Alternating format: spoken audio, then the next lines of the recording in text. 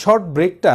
বাচ্চাদের ইফেক্টিভ স্টাডির জন্য খুবই গুরুত্বপূর্ণ। অক্সফোর্ড ইউনিভার্সিটি থেকে প্রকাশিত একটা আর্টিকেল পড়লাম, যেখানে বলা হয়েছে বাচ্চাদের যে পড়াশোনার মধ্যে যে শর্ট ব্রেকটা নিতে হয়, এটা আসলে এখন দেখা যাচ্ছে যে 25 মিনিটস পর পরে যদি শর্ট ব্রেক নেয় তাহলে আউটকামটা বেশি আসে। তারা যে গবেষণা করে দেখেছে সেখানে 25 মিনিট যদি শর্ট ব্রেক নেয় তাহলে তারা যে রেজাল্ট পেয়েছে এটা হচ্ছে সবচেয়ে বেশি। তবে সেক্ষেত্রে তার একটা সেট টাইম টু রিটার্ন, তারা যাতে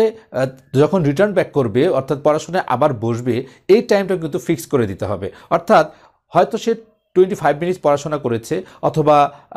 আধা ঘন্টা 45 মিনিট পড়াশোনা করেছে, তারপরে যে সে 5 মিনিটের একটা ব্রেক নিবে, সেই সুনির্দিষ্ট ব্রেকের পর সে যাতে আবার এসে পড়াশোনায় মনোযোগী হয়,